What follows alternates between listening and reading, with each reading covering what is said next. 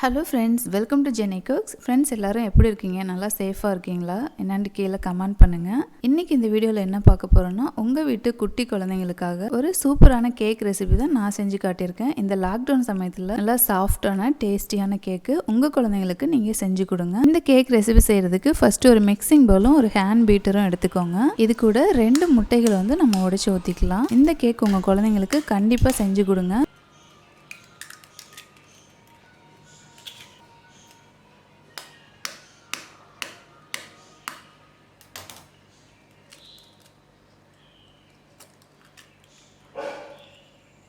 இப்போ 2 முட்டைகளையும் வச்சுட்டு நல்லா பீட் பண்ணிக்கோங்க. உங்கள்கிட்ட எலக்ட்ரிக் பீட்டர் இருந்ததுன்னா நீங்கள் அதுக்குள்ளே பீட் பண்ணிக்கலாம். அல்லது கையில் உங்களுக்கு இது அடிக்கிறதுக்கு சிரமமாக இருந்துச்சுன்னா மிக்ஸி ஜாரில் கூட நீங்கள் போட்டுட்டு இந்த மாதிரி செய்யலாம். ஒரு 5 நிமிஷம் பக்கம் நல்லா இந்த முட்டைகளை அடித்து எடுத்துக்கிட்டேன்.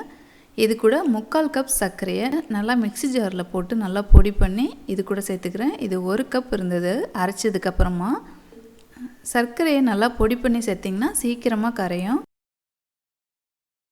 முட்டையும் சர்க்கரையும் நல்லா அடித்து எடுத்தாச்சு. இது கூட 1/4 கப் அளவுக்கு ஆயில் சேர்த்துக்கோங்க. என்கிட்ட சன்ஃப்ளவர் ஆயில் இல்லை, அதனால் நான் கடலை எண்ணெயை சேர்த்துருக்கேன். ஆனால் கேக் ரொம்ப நல்லா தான் இருந்தது. உங்ககிட்ட எந்த ஆயில் இருக்கோ அந்த ஆயில் வந்து சேர்த்துக்கோங்க. லாக்டவுன் சமயத்தில் இதுக்காக நம்ம கடைக்கெலாம் போயிட்டு இருக்க முடியாது, இருக்கிறத வச்சு நம்ம செஞ்சுக்கலாம். இப்போ ஆயில் சேர்த்துட்டு நல்லா பீட் பண்ணி எடுத்துக்கிட்டோம். இப்போ ஒரு சல்லடை அது மேலே இது வச்சுக்கோங்க.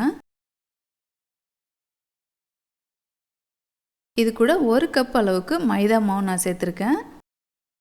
இந்த 1 கப் சேர்த்ததுக்கப்புறமா இன்னும் ஒரு 2 டேபிள் ஸ்பூன் அளவுக்கு நீங்கள் சேர்த்துக்கோங்க. இந்த மைதா மாவோட அளவு வந்து 120 கிராம். இது கூடவே 1 டீஸ்பூன் அளவுக்கு பேக்கிங் பவுடர் சேர்த்துக்கோங்க. 1/2 டீஸ்பூன் அளவுக்கு பேக்கிங் சோடா சேர்த்துக்கோங்க. இதெல்லாம் சேர்த்துட்டு நல்லா சலிச்சு எடுத்துக்கலாம். இந்த மாதிரி நீங்கள் சலிக்கும் போது தான் பேக்கிங் சோடா, பேக்கிங் பவுடர், அந்த மாவு எல்லாம் ஒன்றா கலந்து கேக் ரொம்ப சாஃப்டாக கிடைக்கும். இப்போ இதெல்லாம் சேர்த்துட்டு நல்லா கலக்கிக்கலாம்.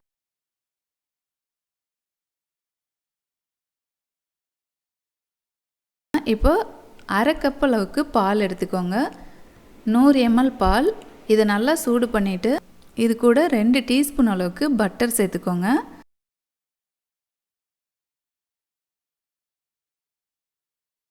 பட்டர் இல்லாட்டினா இது கூட நீங்கள் நெய் கூட 2 டீஸ்பூன் அளவுக்கு சேர்த்துக்கலாம். பால் நல்லா கொதிக்க விட்டுட்டு இப்போ ஆஃப் பண்ணிடலாம். ஒரு கொதி வந்தோடனே நம்ம இப்போ இந்த சூடான பால் எடுத்துகிட்டு நம்ம இந்த கேக் பேட்டரில் சேர்த்துட்டு நல்லா கலக்கலாம்.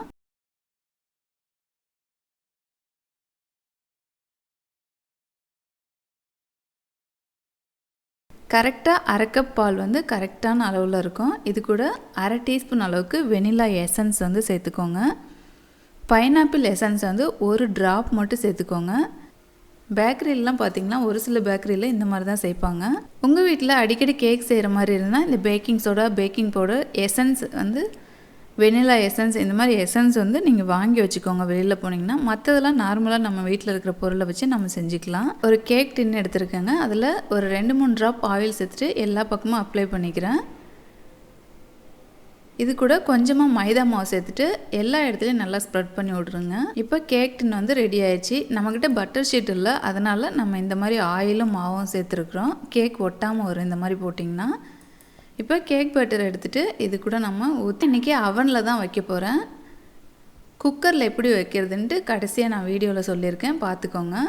இந்த சின்ன சின்ன பபுள்ஸ் இருந்ததுன்னா அதை வந்து உடச்சி விட்டுருங்க. இதனால் வந்து கேக் வெடிக்க ஆரம்பிக்கும். இப்போ அவன் வந்து நல்லா ப்ரீஹீட் பண்ணிக்கிட்டேன். இது வந்து ஆட்டோமேட்டிக் அவனுங்க. ப்ரீஹீட் ஆனோடனே நம்ம கேக் வச்சுட்டு கரெக்டாக 30 நிமிஷத்தில் நமக்கு வந்து கேக் சூப்பராக ரெடி ஆயிரும். கேக் வந்து ரெடி ஆயிடுச்சுங்க. இதை நம்ம ஆற வச்சு கட் பண்ணிக்கலாம். ரொம்பவே சாஃப்டாக, டேஸ்ட்டும் வந்து ரொம்ப சூப்பராக இருந்தது. இது கூட ஹாட் மில்க்கும் அந்த பட்டரும் சேர்த்ததுனால கண்டிப்பாக எல்லாருமே ட்ரை பண்ணி பாருங்கள். நம்மளோட சூப்பரான பஞ்சு போன்ற கேக் வந்து ரெடி ஆயிடுச்சு. இந்த ரெசிபி உங்களுக்கு பிடிச்சிருந்தால் மறக்காமல் லைக் பண்ணுங்கள், ஷேர் பண்ணுங்கள்.